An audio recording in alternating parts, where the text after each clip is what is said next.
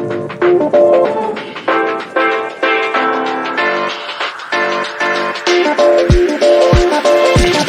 go.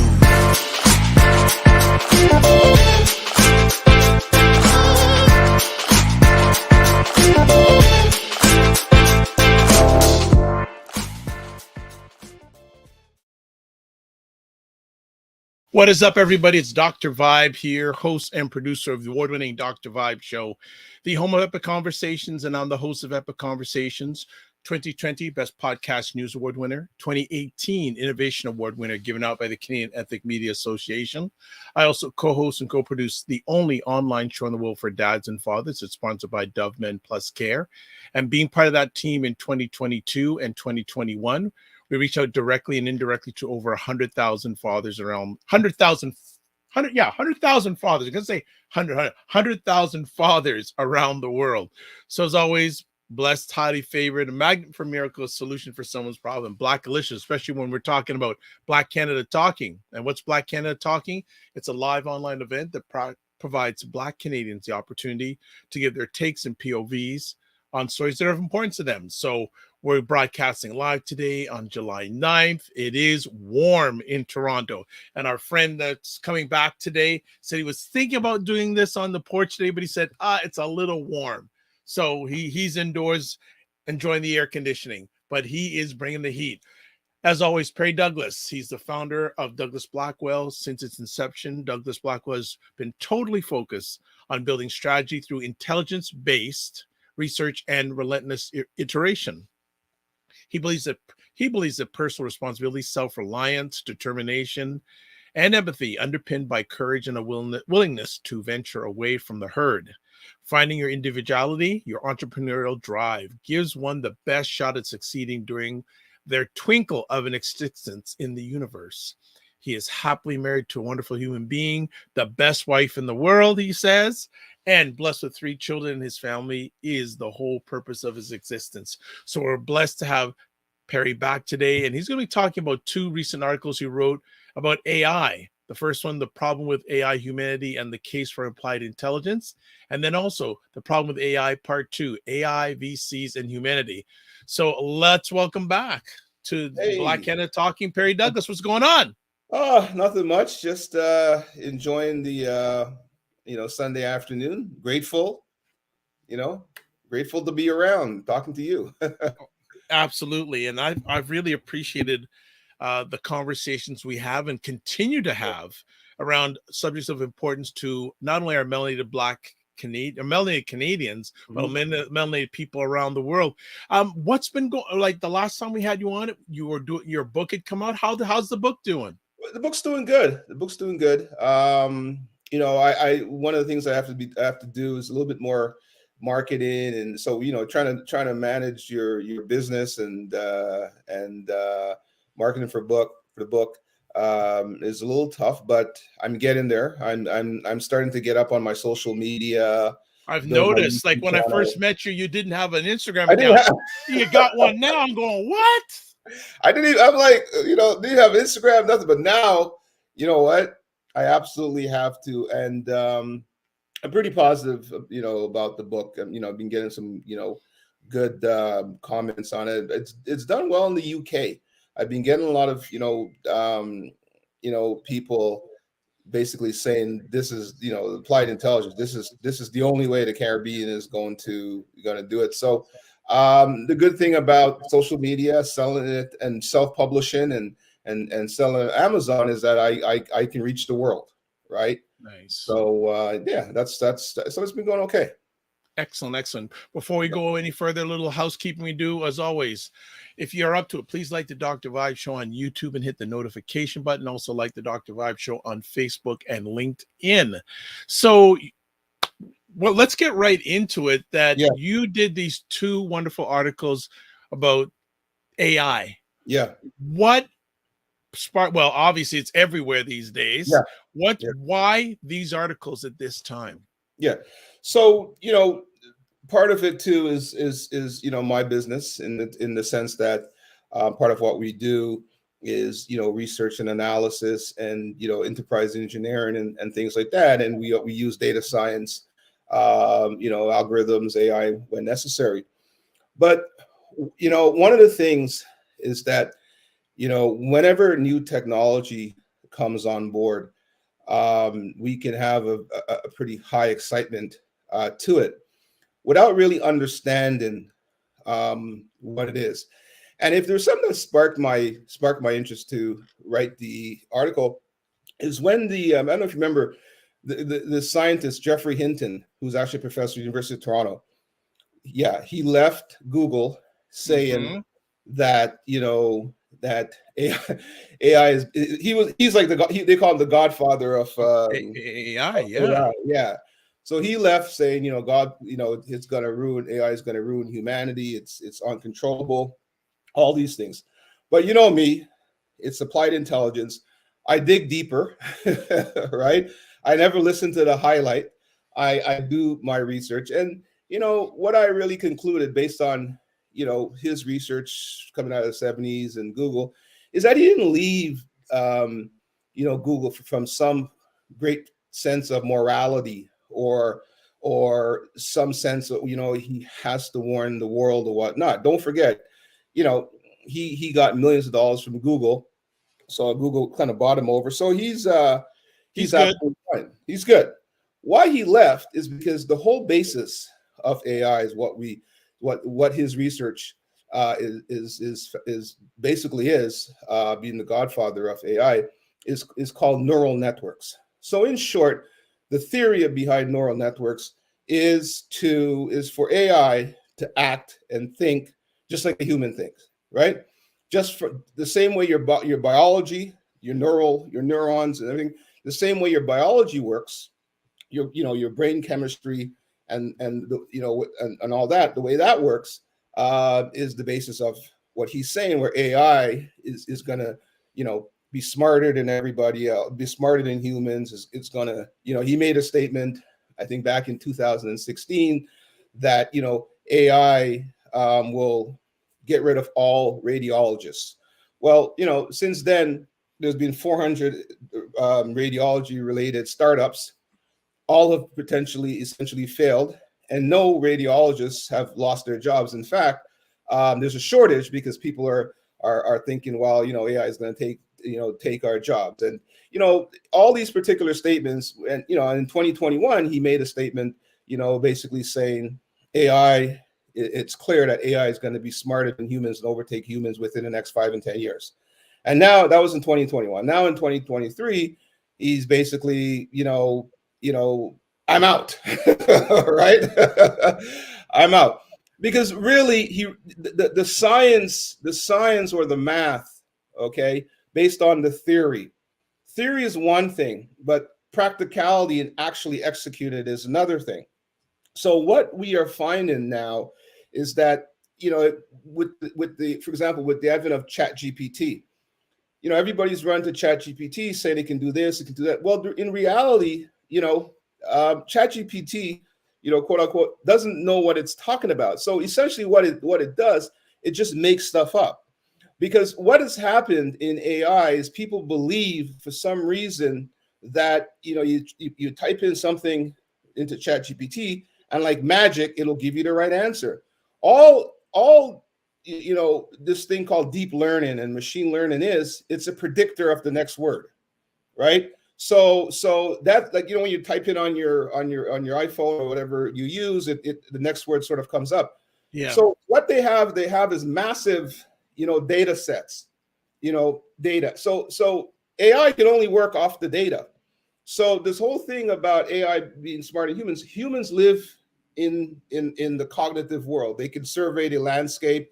So when they speak and when they talk and when we ask questions, there's a whole we're experience-based thinkers and communicators. So our words and everything is based on their experience and everything. So there's nuance to it that AI can't do. So AI, basically, if the data is not there, okay, it's not going to necessarily formulate what you want. But my big concern is that more and more people are sort of worshiping it, believing it, that it's going to take their job, it's going to do this, it's going to do that. And not actually living and understanding, you have choices, and you have choices in your life in terms of what you're going to do. And every time a piece of technology, whether it's social media or whatnot, comes out, we blindly just jump to it. So for example, this week, Zuckerberg over at Meta, Facebook, he came out, and good for him, as a businessman, he came out and took advantage of the terrible job Elon Musk has done in terms of, when he took over Twitter. But if you read what Zuckerberg said, all Threads is Instagram with no pictures, but a text version of Instagram. So nothing has really changed. But what I'm trying to point out is that we are now being led by a few billionaires and a few corporations that's telling us how to think, how to behave, right? So first day, 30 million downloads. Okay, fine if you want that. But my point is, you have to look at technology for what it is. It's a tool that should enhance human value. And if you go back 1,000 years in history, right, every technological innovation, from agriculture and food processing, biomedical, whatever it is, has enhanced and improved people's lives. It has always made things better. It has always expanded economies, and it's always created more value for humans. But now where we're going is, we're going to a world where technology is gonna essentially looks like it's gonna replace humans. And we're doing this to ourselves. So what I mean by uncontrollable AI, when you put too much dependency on technology, subconsciously it begins to run your life and control your life. All those people don't understand when they on Facebook has cognitive, really what they are addictive algorithms. And you are doing things, you're liking things, or you're reading things, and there's information specifically for how Facebook identifies you. And you rely on that to see your universe, right? So I'm basically saying people have to understand technology is a tool to help you, but don't worship technology and don't allow it to control your life. Use it for what it is. And that's what I in the beginning of the first article, I talked about Plato and Aristotle. And I started at Plato's one thing. I won't go too much into it, and Aristotle is another. So we have to be more Aristotle-like as opposed to more Plato-like, searching for the impossible. Okay, excellent. And as you mentioned it, I'm going to put up the first article here.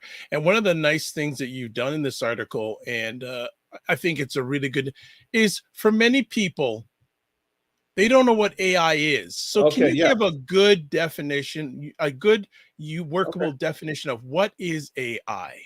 Yep. Well, thanks. You're going to help me because I'm going to see what I wrote there. Okay, no problem. Yeah. And Noam Chomsky, I talk about the impossible language. I think the definition of AI is somewhere up there, right? I'm going to look at my big screen over here. Okay, well, I'm gonna put it. I see it here. Yes, you're saying natural. You start with natural intelligence, like what the humans or honeybees have. Both brains appear to have neuroplasticity, which means that the brain is capable. So, if you can go a little bit deeper on that. Yeah, perfect. So, you see, the brain is elastic, right? The brain can create its own experiences and create its own communication and create what it's trying to say, what it's trying to achieve in real time, in milliseconds, right? So if you see a fast car coming your way, you're in that second decide you're going to move to this side of the street, that side of the street. Oh no, there's a girl coming. There's a whole bunch of things that the human brain can do, trillions of there's trillions of connections and calculations that the brain can do, right? So the brain relies on its past experiences, its own data, but the brain also relies on what it sees in front of it. Okay, applied intelligence is not really intelligent. It's very narrow, and it's only the data that it essentially can rely on. So Noam Chomsky, MIT professor, big name, linguistics or whatnot, calls deep learning the impossible language. And what he means by that is we're going on two paths: the path of general intelligence, which humans have, which essentially we can do a lot, we can do everything. AI is not smart on us. And then we have what he calls the impossible language, which is what deep learning. When you hear the terms deep learning, machine learning, it's not really deep learning or anything. It's just more layers and more layers and more layers of data. That's all it is. It's not learning anything. It's just more and more data piled up. And the more data you have, the belief is that, the better answers you can get, and it can come close to human intelligence, but it can't. So what happens now is that, he calls it the impossible language. And so there's two languages happening right now: the human language, which is general intelligence, right? How humans communicate or whatnot. And now there's machine language, which he calls the impossible language, because it's not a language. It's just basically data sets, right? It's not a free language. So what happens now, you have a world where if we are relying so much on deep learning, that impossible language, everything we do is not going to be based on our humanity or how we see the universe. Is going to be the version of how deep learning and the machine language, that impossible language, sees the universe. And then what will happen now is that we will have to adapt to the machine, right? As opposed to the machine becoming, enhancing us. So how we see the universe at the end of the day, I think I pulled out. How we see the universe is how the machine sees the universe is based on the data sets and who's programming it, right? And the big problem that we get into, especially for Black folks, is just young white guys doing everything, and their biases are built in to the machine.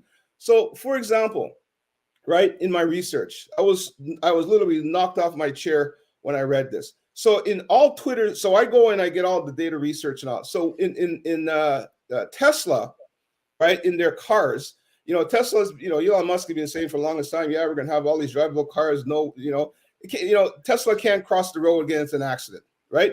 So Tesla now, the machine language, right? The machine is very good at recognizing humans if a human is crossing the road. But guess what? It is terrible at recognizing dark-skinned humans. Think about that for a second. Now, just think about that for a second, right? It is because it's all about the data, what is fed. So the machine gets layers and layers of data. So, for example, if you search, and I think I have it in there too, if you search for a CEO, 99% is going to be a white male. And right. If you search for a tech CEO, most likely it'll be Elon Musk, because he basically just is all over the news, and that's where the machine gets his information from. It gets his data. So if all you're seeing is white males, so you're going to say, hey, a CEO is a white male. So if young kids, young Black kids look up CEO, they're going to see it's a white male. If they look up CEO in tech or whatnot, you're going to see Elon Musk, only because, right, he is so much dominating in the data sets. So what is important is, particularly for Black folks, if we are not participating, if we are not at the table of the decision making in regards to AI, we will put ourselves in a position of irrelevancy in the world. So you think racism is bad? Okay, you think we have problems now? The problems will really come in when we become irrelevant, because if we are living in a world where it's the machine itself is how we make decisions and decide, that's the standard, right? Then who's programming the machines? Who owns the corporations controls the universe. So who controls the data controls the universe. And right now, the universe is controlled by a few white billionaires, and all the startup companies, basically everything in AI is about machine learning and all that kind of stuff. And that's who controls the universe. There's no interest in diversity. There's no interest in anything. And if we're not at that table, and if we're not participating, then we don't exist. And that's the scary part for Black folks. Okay. Let me ask, are there, through your lens, are there any good aspects of AI that either melanated people can take advantage of now? Excellent. You know what? That's an excellent question. First of all, I'm not AI is great technology. It's good technology, but it's how you see it and how you use it. I see it as a tool. I don't worship AI. Right. But your question about for Black people, I can't think of any, man. And it's sad to say because Wow. think about it for a second, right? AI and machine and deep learning is about data, right? It's about, that information world is about data. Yep. So if we are not participating in creating companies, running companies, scientific research, it is only natural for the young, grad student programming. When they program, it's a human program in the machine. All the natural biases will be there, and I point that out. I show several studies there. So for Black people right now, we're secondary. We're not even secondary, right? Because if you go and search up, like I said, CEO, doctors, whatever, you're not going to see Black people because somebody has to program that in there. Somebody has to say, look for that in there. You know what I mean? And the way the world works, no one's thinking about that. And it's not even their fault because your natural biases flow into that. So we have to be in positions where our natural biases flow in there, right? But if we're not at the table, if you think AI, uncontrollable AI is scary for humanity, it's terrifying for Black folks, and we don't understand that. We're sitting there, we're using it, and we are subconsciously adhering to a white supremacy culture, subconsciously, and we are believing all these things are good, and we are trying to live to a standard set by others, as opposed to a standard set by ourselves, right? It's pretty scary. AI will increase inequality, okay, because there's no way to fight against it once it's in the system. You don't pick, well, how this is no different than a lot of things though, because you look at the technology space, mostly dominated by non-melanated males. Yep. This comes out, the AI ChatGPT is from a probably mostly non-melanated lens. Yep. So this is just par for the course, don't you think? AI is a supernova reflection of society. That's what it is. It's a reflection of society. So what you're saying is 100% true, but it's a hyper dangerous because it's like, think about it, right? If you go back in time and if you look at history and look at propaganda, even if you look at the Bible in terms of how they've used it and who sets the narrative, it's about who sets the narrative, right? So if you're not in the narrative in AI, then to the machine, you don't exist or you're irrelevant, or, so more and more in the world of sort of uncontrollable AI, or in the world where people use AI standards, people will just think what AI has and the data sets that are there and what's the deep learning, the machine learning, that is the norm, right? I just want to interrupt quickly. We're doing a little bit of a part of this broadcast on Instagram Live. I want to say shout out to you, Guerriere, Ulysses, what is up? Also, Surf Your Life, Frequency Event Promotions. We're chatting here on Black Canada, talking with Perry Douglas about two of his most recent articles, The Problem with AI and The Problem with AI Part 2. So, hey, on Instagram, if you have any questions or any comments about AI, have you used it? Are you going to use it? Do you like it? Are you afraid of it? Have you used ChatGPT? Is it a good thing? Is it not a good thing? And Perry just said that he doesn't see any positive attributes for AI for melanated people. And I'm a little taken back by that, because can't even just for an information aspect, generic, isn't that good for like melanated people? Like, yeah. No, listen, like I said, technology is good for from an information perspective, for you to do your work. It is good for me. It is good for the next person. It's good for everybody. What I'm specifically talking about is the representation of Black people Yeah, there in you go. AI.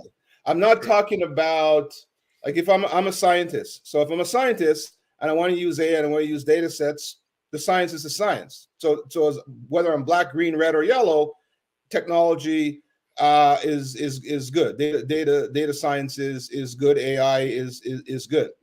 What I'm talking about now is when you use AI, and I'm talking about uncontrollable AI, to make decisions about in society and to make decisions in healthcare, make decisions in mental health, okay, make decisions in social programs, make decisions in criminal justice, right?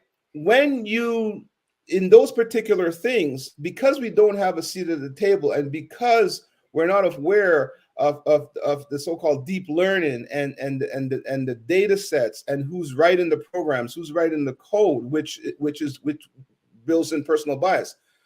In those areas, because we're not at the table, okay, I don't see a benefit for Black people from a socio-economic perspective. Right. That's what I mean. So the only way we can change that, right, is we have to change that by, it's a long-term plan, a long-term program. We have to change that by getting into entrepreneurship, getting into technologies. There has to be one or two, Black billionaire CEOs, and I'm trying to get there with my software. But the thing about it, if we're not participating, because somebody has to make the decisions on what's important, what's a priority or whatnot, right?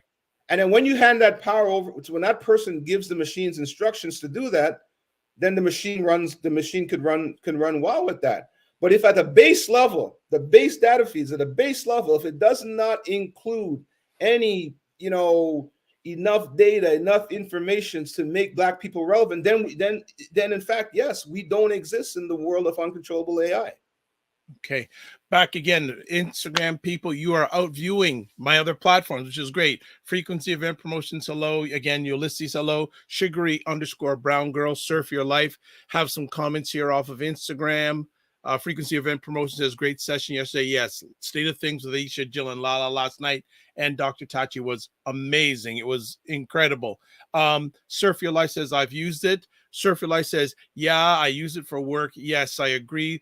The representation for us, or lack of representation for us, but we are always being exploited, so we're not surprised. Yep, sure. Also, but Ulysses asks on Instagram, everything in moderation, can it help to elevate us? The only thing, here's the thing, right? The problem we've had, I would say, for Black people since the 60s, in regards to African independence, Caribbean independence, civil rights movements, all these things since then. All right. And I think moving into more from the 80s or whatnot, we've become too dependent on other things and other people to move ourselves forward. The only thing that's going to move us forward is if we take action, okay, and get involved in the system. We can't, there's no alternative universe or alternative world that Black people could go to that will make us succeed. We got to live. This is the world that we have to live in. We have to engage in entrepreneurship. We have to engage. So we have to be long-term in thinking. That means strong families. That means education in the math and sciences, in the social sciences, becoming entrepreneurship. And the biggest thing in our community too, and it's also, some of the so-called, Black elite, we don't invest in each other. Okay. In the Jewish community, what happens, and I know this well, okay, because in Montreal, I grew up in that community. I went to school in that. I have tons of friends, and in business, when I was at RBC and when I was at UBS, wealth management, I had a lot of Jewish clients, and I realized what they do. It's a system. So if you want to build a business. You'll go and meet a few, this cousin, that friend, or whatnot. You'll go and meet a few other Jewish people, and if they like your idea, they'll invest in your business. If you're looking for finance, they'll find another Jewish person to help you with the finance. If you want a lawyer, a doctor, they sort of keep it in the tribe. And actually, a good ex-client of mine, told me it's all about your tribe. You gotta support your tribe.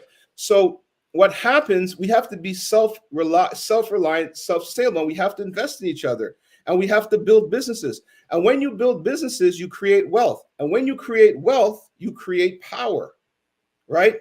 And it has to be long-term. And it's not going to happen by all these, since George Floyd, all these, nonprofit, this, that. It's not going to happen. There's a natural order to capitalism. There's a natural order, right, to success and wealth. It's called investing. And investing is a long-term affair, and it takes time to bear fruit. When you plant a tree, it doesn't grow tomorrow. Okay, for you to benefit from that tree, and for your family and your community and your country, whatever, to benefit from that, you have to make an investment. You have to nurture it, and we have to work together to do it. That's how all other cultures succeed. But for some reason in our community, we don't do that. And why? Is because our minds is essentially being programmed to sort of, I hate to say, what's white is right. Okay, and we won't essentially invest in each other. So we have to look internally at ourselves and say, it's not about what the white man is doing or this man is doing. Is what are we doing? What are we doing as Black men? What are we doing as Black women? What are we doing? Where do we want to be? And how do we want to get there? And that's actually the whole basis of applied intelligence. What do we have to do by using our intelligence, not our emotion, to get from point A to point B? And once you have that logically figured out, execute it. And I think that's the only way it's going to happen. This is a long-term thing. Yeah. Make a decision, take action. Exactly. Simple as that. On Instagram Live, because that's where the energy is happening. Thank you for the Beautiful. hearts, by the way. Surf Your Life says agree. Ulysses says, if we're not at the table, we are on the menu. Well, you're on the table and on the menu, right? On the chopping block.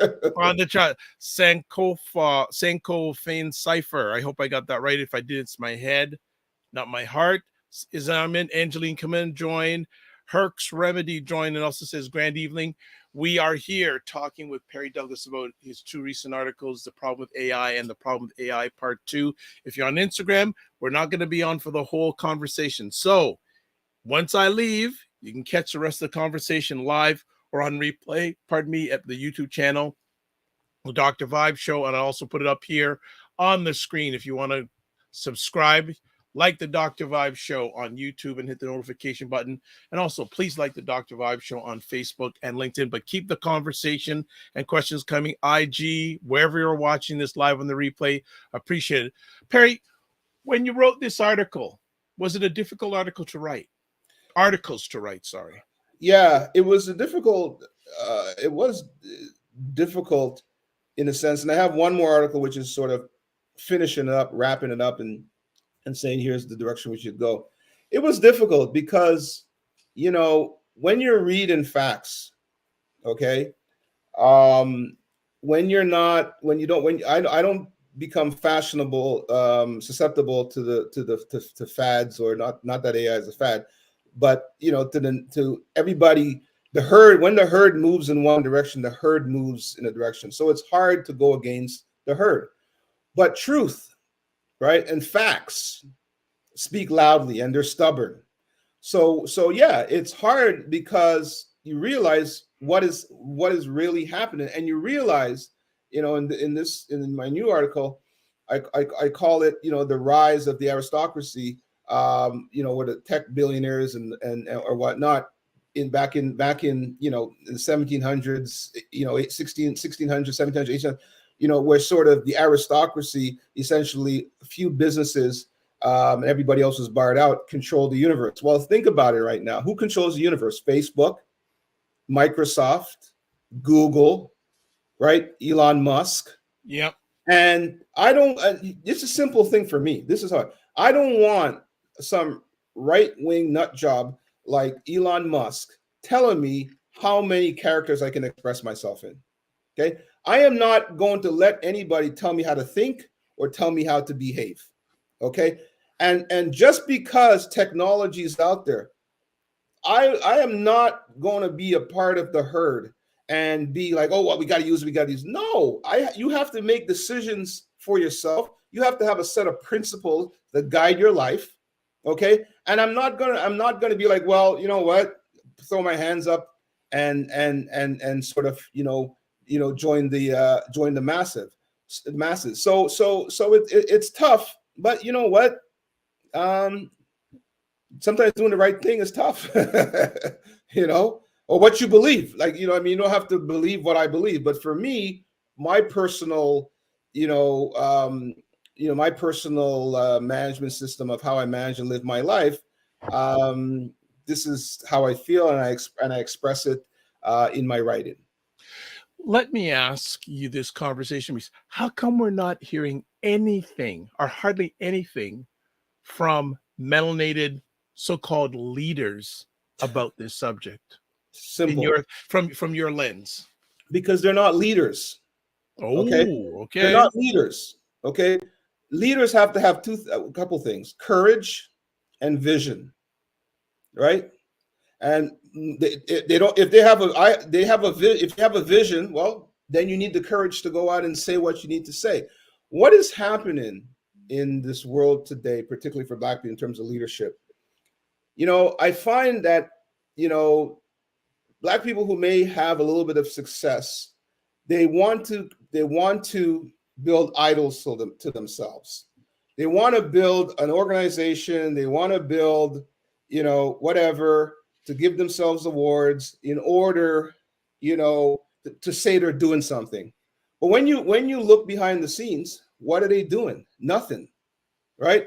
And I'm going to give you an example because my now good friend Roger, Roger Dundas of BuyBlacks.com. BuyBlacks.com. I have enough respect for him and his wife Camille. We had a conversation. And you remember that article I wrote, "Winter is Coming," right? Yes. And Roger was telling me, what you wrote in that article, everything has come true. I said, really? Because I'm not even paying attention to that cat. But the whole point of building this thing with the CEO pledge, where you walk around to CEOs on Bay Street, get them to pledge to hire Black people. Roger told me if you go on Black North's website, that thing is totally gone. It's no longer there, because it wasn't about vision and courage and leadership. It was about, look at me. Okay, I'm successful. I have money. Look, here I am. Look at me. I don't get involved in that. Okay, I don't get involved in that whatsoever. You presented something that was bogus. You presented something that was nonsensical, didn't make sense. You were used by Bay Street, all the white CEOs. You gave them a pass with this ridiculous scheme. Yeah, they signed it. Oh yeah, pat the back, wonderful. Okay, but it was absolute garbage, and it didn't work because it wasn't done for people, Black people, to help. It was done for your own personal aggrandizement. Okay, and we have too much of that in the community, right? And for me, again, it's how I choose to live my life. Okay, I write the articles because I want to, I have a business, I got family support, I got to do all this. But I take people say, how do you find time to write the articles? Because I want to provide Black people with knowledge. And for me, that's the service that I believe is the most important thing. If you can give people knowledge, then they have a better shot than even if you give them money. Okay, because you can find the money, but the knowledge is the most intellectual property. Knowledge is the most important thing. So that is my contribution.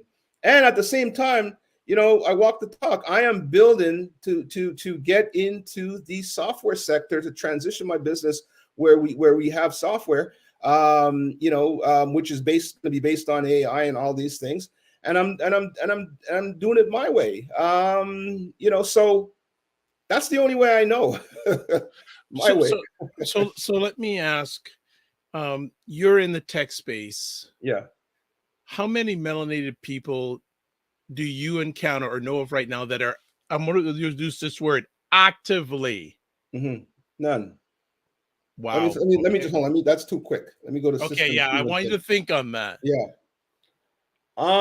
Well, yeah, one guy who was doing really well, and you know Andrew Bromfield, right? Yes, I do. So Andrew Bromfield is a software developer, and actually Andrew Bromfield is collaborating with Douglas Blackwell on my new software that's coming out, which is called AP3, Applied Intelligence AP3.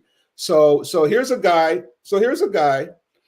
Who runs a software business transformation company, has built softwares for businesses, University of Toronto, some stuff in the U.S. military that they're using, and he's built some software called My5. And basically, My5 is a mentorship type of software, right? Now, for what is happening in our community with all these nonprofit organizations and whatnot, My5 should be the software by a Black developer. Okay, software is good, software is working, right? We should be supporting a guy like that with his software because it has many applications for some of the stuff that's happening in our community, right? But all we get, right? All we get, and I'm not going to mention any name, is another Black guy in the software business trying to steal this brother's software and trying to make it his own, or not bring him to the table for some government grants or contracts and all that, which Andrew doesn't need. But that's who we are. What can I tell you, man? What can I tell you? That's right. I don't see guys out there, supporting each other in the space. Okay. I see a guy, obviously, well, Big, I call him Big Chef, my boy, fellow Grenadian, Ray Williams. Yes, There's a guy that is walks the talk. Okay. And I call him Uncle Ray because, even though he's my boy and everything, he's like a role model because I see him doing it and he's genuine and he's authentic. Right. And we need more brothers like that. Right. And we don't, and if we can get together and copy the model of how the Jews do it and invest in each other, right? Because if we don't own anything, I was having a conversation with a buddy of mine who's actually works for a big one of the big bank investment firms. He's invested in my stuff. He's going to be doing it again, and he's going to actually work to put together some some of the Black brothers on Bay Street to come together to look at what I'm doing and all that. So my little world, we're doing that. But he said to me, the problem that we have, and another very high-ranking Black individual in the banking sector, I met him at an event.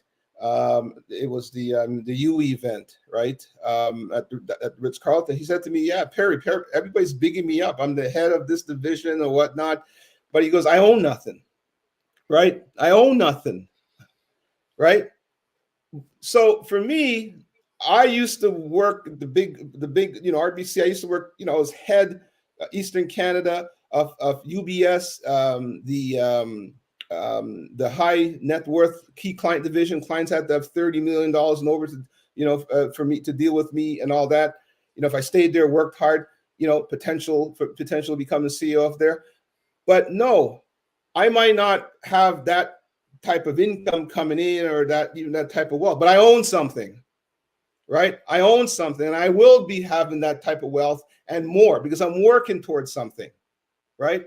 And in order for us to do that, we have to take a position, take a stance, and work towards something. And most importantly, we have to work together because no one can get there themselves, right? Okay. Yeah. Got it.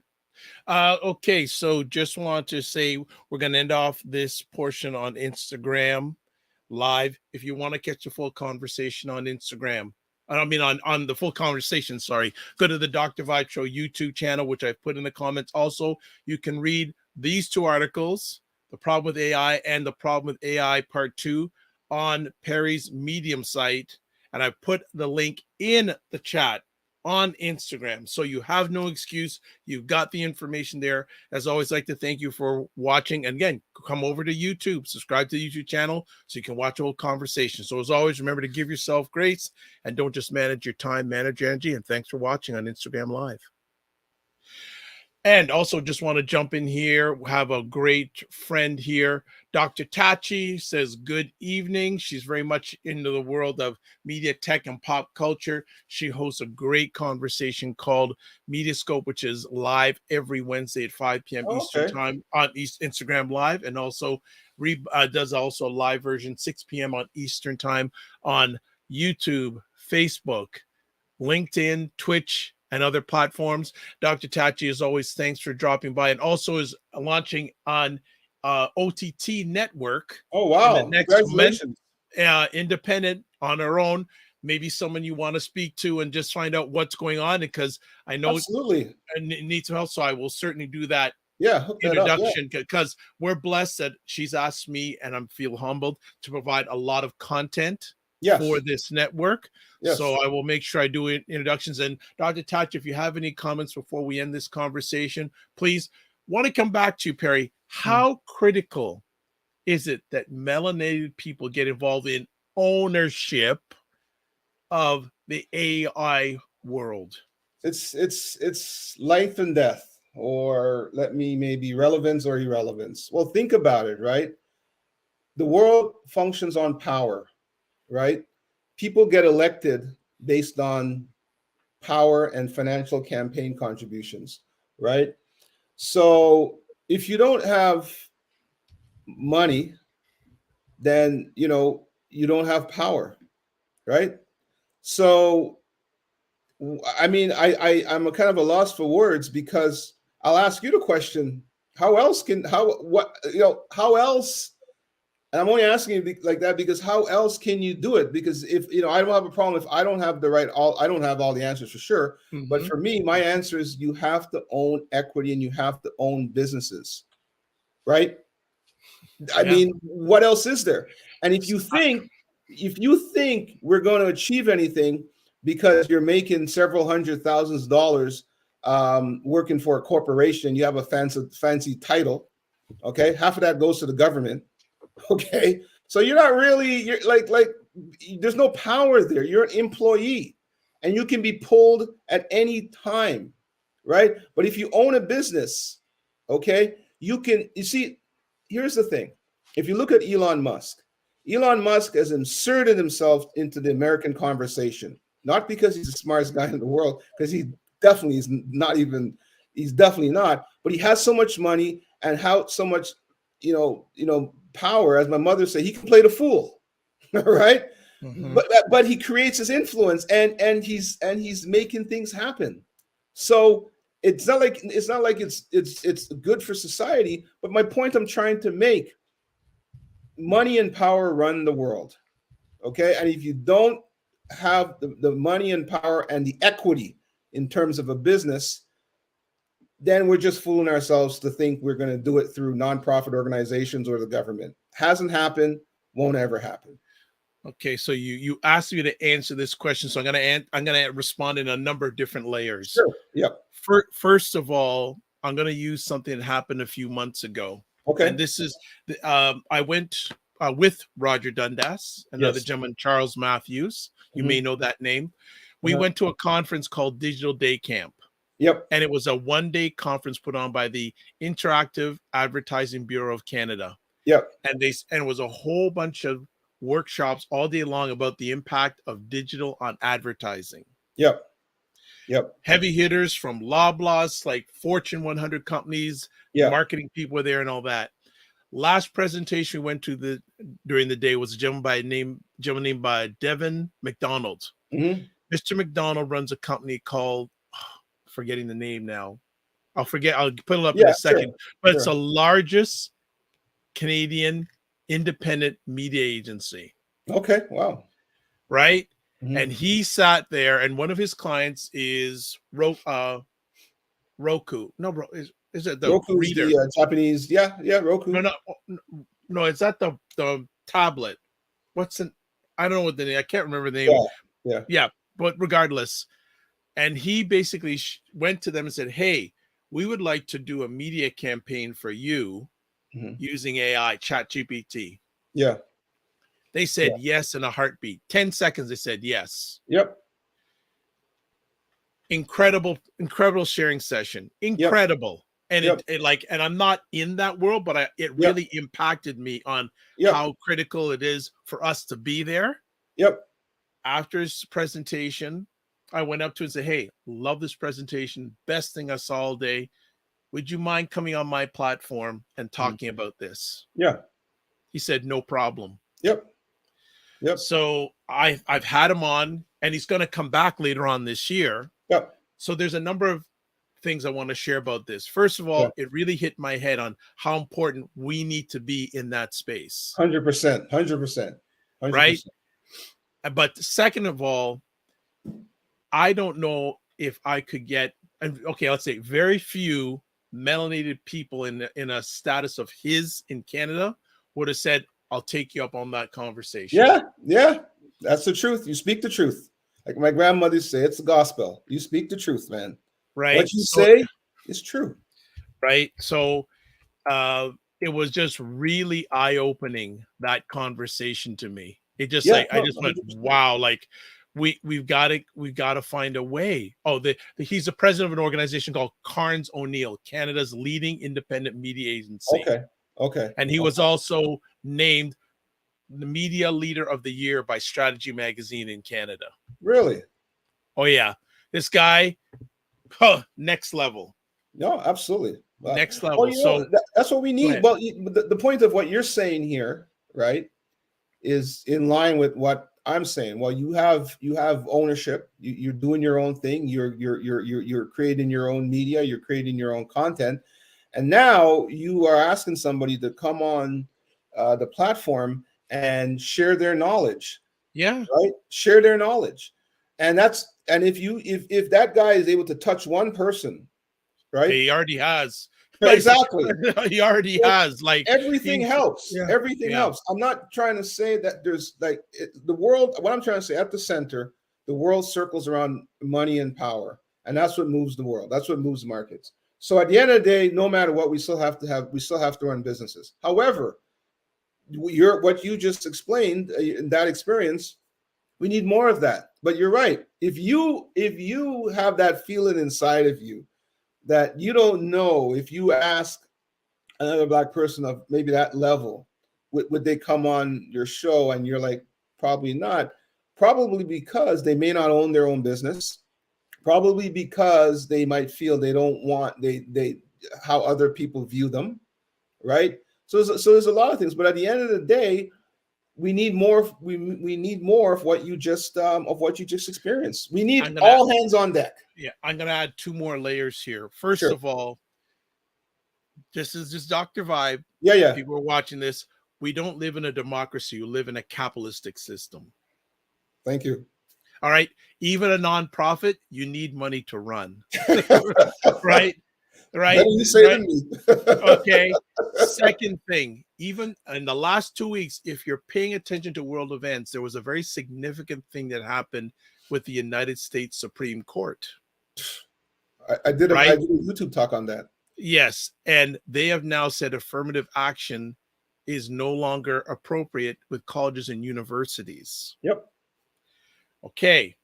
People, just don't think that's going to affect colleges and universities. I have a funny feeling that you'll now see a lot of business in the US start pushing that. And so even more so, we've got to get involved in the technology game. And I'm not saying you have to own, but at least know of it. You know what? How you can implement it. Like, as I said, I'm not expecting people to know their Chat GPT, the basic is free. At least go try it out. Like, I'm going to challenge anyone that's watching this live on the replay. Put in your favorite search engine, Chat GPT, and whatever product or service you're offering. That's all I want you to do. Yeah. That's all I want you to do. You're right. You know, I'm going to go back to your comment on the Supreme Court. You should do a show on that.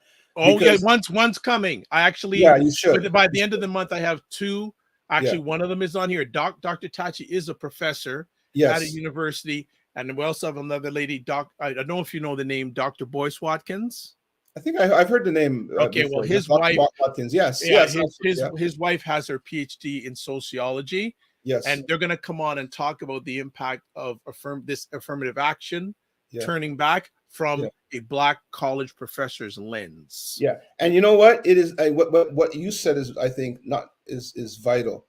It's not about colleges necessarily now and colleges, universities now, affirmative action. What it's about is that the direction it sets for businesses is, so what you're going to have in the corporate suites are, forget diversity, right? Because diversity, they'll make something up. Diversity is discrimination, right? That it's very dangerous, right? Now, my thing to that is, this is why I'm saying, okay, you have to have equity and you have to have businesses. So on the other hand, while Harvard is fighting for affirmative action, okay, legacy admissions, okay, in universities in the United States, particularly Ivy Leagues, are huge.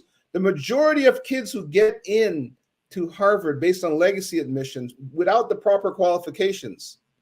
Now that is discrimination and that is racism. So for example, you take a look at it, right? You look at Jared Kushner, Ivanka Trump's husband. His father's a criminal. His father went to jail for 8 years. His father's he's a convicted felon. Yes, he is. He's a criminal, convicted felon, real estate fraud, and a whole bunch of other crap. He went to jail. But before he went to jail, he wrote a check for $2 million to Harvard. And Kushner got into Harvard. Now, if you've ever heard Jared Kushner speak, he's a dumbass. Okay? But the father was able to write the check for him to, and now he's making billions. Like, it is insane. It is insane. If you've ever seen the show Succession, right? That show will tell you. I watch. My kids are just started watching it. If you watch Succession, okay, that is what it's like. As you got incompetence, fools running the universe. So, if you see the last season, that is America. That is the White House. You got guys like that making decisions. So what is scary about this whole thing is, if you don't understand it's about money and power, you're not going to get it. So I want to see a day where, like why is George Bush president? How did George Bush get into Yale? Because of his father, money and power, right? So, I mean, we have to understand, if we don't, we want to be in a situation where, hey, our kids have an advantage. If I can write a check to Harvard and my son my kids are gone, but the tech millionaires and billionaires, real estate moguls, whatever it is, can write checks and get in. Why not? Why not? Right? But I also want to jump in as we start to wind down the whole area of VCs and AI. Oh yes. Oh. I'd like to get some of your takes on it. Obviously, I want people to read the article, but what are some of your takes when it comes to venture capitalists and AI? Yeah. So what we have to understand, right? Venture capitalists are not looking to invest. The problem with it now is that they're not looking to invest in really great new ideas. They're looking to, it's a valuation game. It's a bogus valuation game. So more or less, I read an article in the Globe the other day that says, if you want to raise money, right, just say your business has something to do with generative AI, deep learning, or whatnot. So it's like, venture capitalists are looking for businesses that they can hype up, that's trending, like in AI, for example, and they can build a valuation and play the hot potato funder game so they can exit, pass it to the next funder and move on, right? So venture capitalists are also part of the problem. And the other part of the problem is, if the venture capitalists are all white guys, right? People are wondering, oh my God, it's impossible for a black person to get, trust me, I know, for a black person to get money from venture capitalists. Because when you sit in front of the venture capitalists and they're all white guys, they don't identify with you. There's no familiarity. What you believe is important to them is not important. If you believe in doing a business that helps society and helps, helps with equity, inequities, social justice, whatever it is your business has to do it. They don't want anything. They've never lived that experience. They don't have those safe interests. So they're only interested in what's familiar to them. And that's why you have so many terrible startups happening. The success rate is like 95, the failure rate is like 95%. That's why you have scams like Elizabeth Holmes with yes. Yes. And that's why you have scams with Sam Beckman-Fried with that cryptocurrency. Because all the big names, even Sequoia, are jumping in. The guy was bullshit. The guy was a scam. If a black guy is trying to push that, they'll be looking at him like, they'll be screening him. They'll be no. But if a white guy fits the narrative, here's the money. So the VCs are not a benefit to society. And the whole thing around VCs helping the economy, it's not true. Okay, there's tons of research on that, which I think I may have pointed out in one of the articles. I gave a book for reference. So you really, at the end of the day, to start, how did you start too, is you got to go within your own community. And our community, we have the problem. We don't have tons of capital. But, if we... No. I'm going to politely... Yeah, I know you're probably right. Yes. I disagree with that. You're right. I think we have capital, but we don't invest. We don't invest. Yes. We don't invest. Because you always hear the fact that the spending power of melanated people in North America is 1.3, is it trillion or billion dollars? I don't call it spending power. I call it investment opportunity. Yeah, they don't invest. You're right. We don't invest. They don't invest. Right. Honestly, so right now is a time you have to invest. And just a few, and just to catch in here, Ulysses saying to you, facts, you're spitting facts. And also Dr. Tachi says, yes, they're looking for folks in AI. It's definitely hot right now. Yeah. So, I mean, but I'm in that game and I understand how it works. And you get resistance, but you got to, irrespective of the resistance, you got to get in, right? And and if you can't get in the front door, go. Michael Lee Chin used to tell me, you can't get in the front door, go through the back door, climb up a ladder, go through the window, get in, find a way. And that's really what I'm doing right now. For me, in my business, in the strategy space, there are no black people. Even with my book, I've done the research. My book that I wrote in regards to the Renaissance in New Thinking, there's no black authors in that space. It's only white authors with a neo-colonialism type of spin on things, right? We are not becoming leaders. We have to become leaders, create our own equity. How many black guys are going into the software space in terms of developing, using AI, data science to develop strategy systems? Who are doing those things, right? It's so for me, as a human, yeah, sometimes it's discouraging, but that's not gonna stop me because I have a vision, I see the light, and no one's going to knock me off because of anything. I'm gonna keep going, and surround myself with like-minded people. But Dr. Vibe, you're so right. There is a lot of money, but we don't invest. We don't understand income. I'm gonna tell black people, income is not wealth. Right? Income is not wealth. I'm going to top you on that, Perry. I think in the in the world of melanated, the greatest form of wealth is the family. Oh yeah, 100%. And not all wealth is monetary. Monetary wealth is resources, knowledge, capacity to learn. 100%. So many. So if you look at that 1.3 trillion, let's triple that. No, 100%. You really take about wealth investment area. 100%. And I think earlier in our conversation, you asked me about what we can do. And I started with the family. Yeah. The family is most important. And us particularly, both black women and men, but us particularly as black men, we have to understand the power of the family. It sets everything. We will have a lot less young black males in trouble with the law. Mental health, fall into mental health and can't get the support they need unless we as a family, everything starts with the family. And I come from that type of family. So for me, it's always been that way, right? Education, entrepreneurship, individuality, all those things. But everything does start with the family, and it's about knowledge. And you're right. IP, intellectual property, is the most important thing. Because if I can fill my kids up with that, if I can help them, I'm giving them the best I can. And then at a certain point, they want to start a business, whatever they want to do it, and you have cash and they need help, give it to them, right? Give it to them. But the knowledge is king. And applying it. And applying intelligence, brother. There you go. There you go. We're back to it again. So as we close up the conversation today, based on your 2 articles, yes, what are some calls to action you have for melanated people based on your 2 articles? So the first thing I would say, all right, is look at everything skeptically. Okay? Put on your critical thinking hat. Don't accept things what people say. Do your or what's out there in the media. Do your own research, come to your own conclusions. Okay? That is the basis of everything. Be skeptical and think critically, and most important, apply your intelligence. But the second thing is we have to think long term. We are not, it's taken 500 years.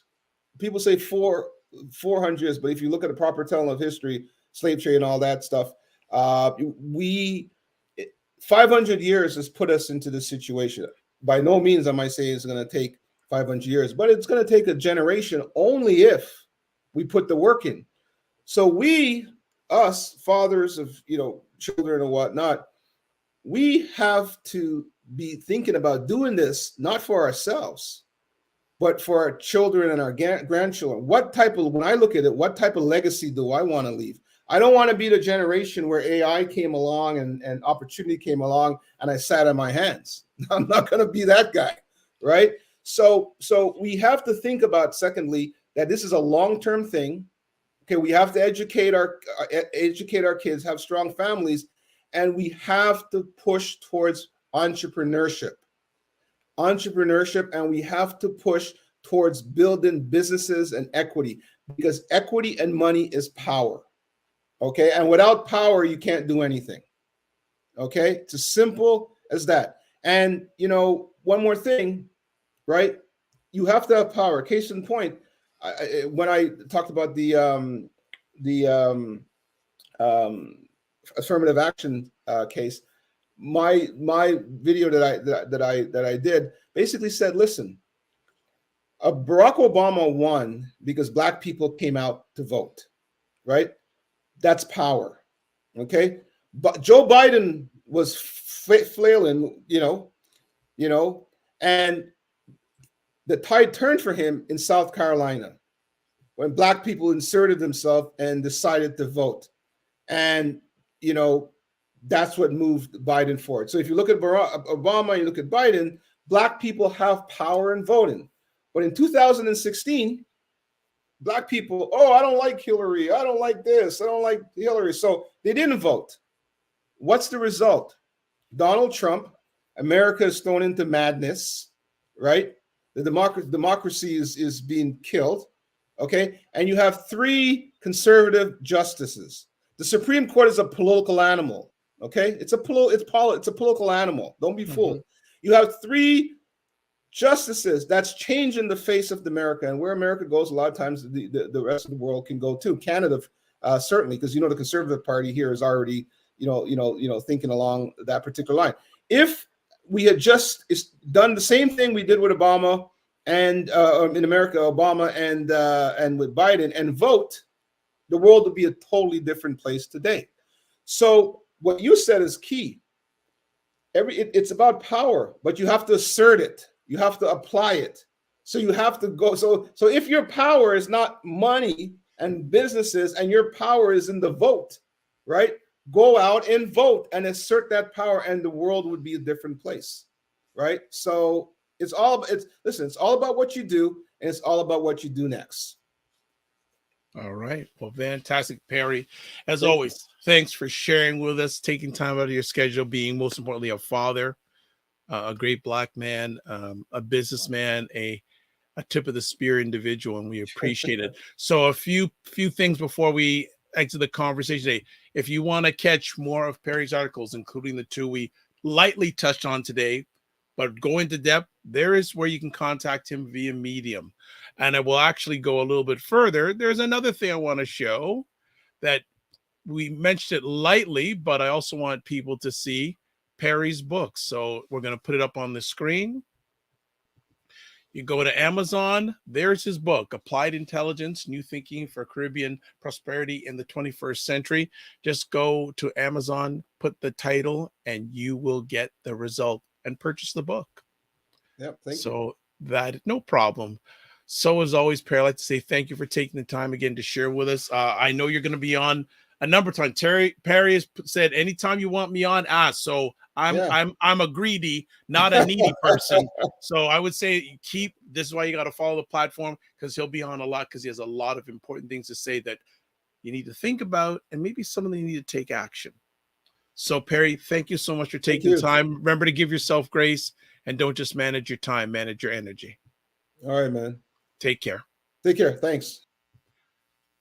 All right, family, there we go. Another great episode on the Morning Vibe. I was just saying the Morning Vibe on Black Canada Talking. I got too many conversations going on in my head. I host too many things, but you know what? That's okay, because I'm doing it for y'all.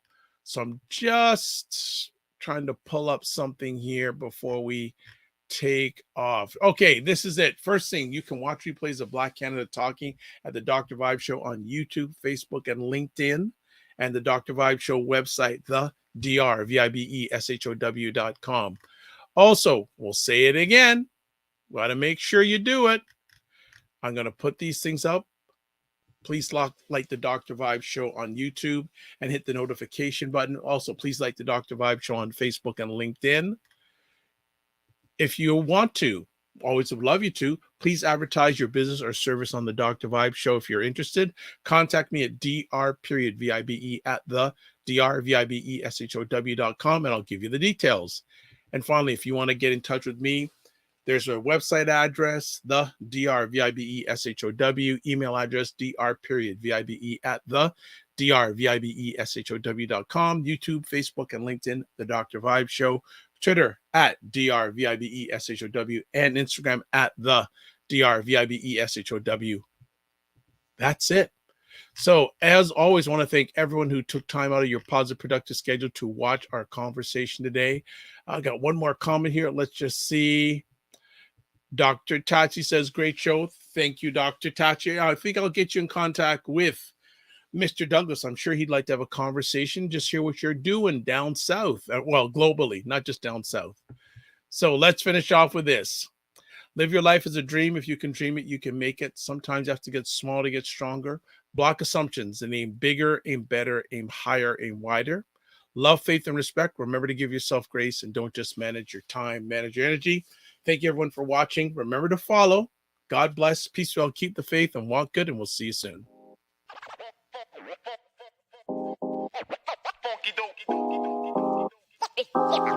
Yeah. Listen.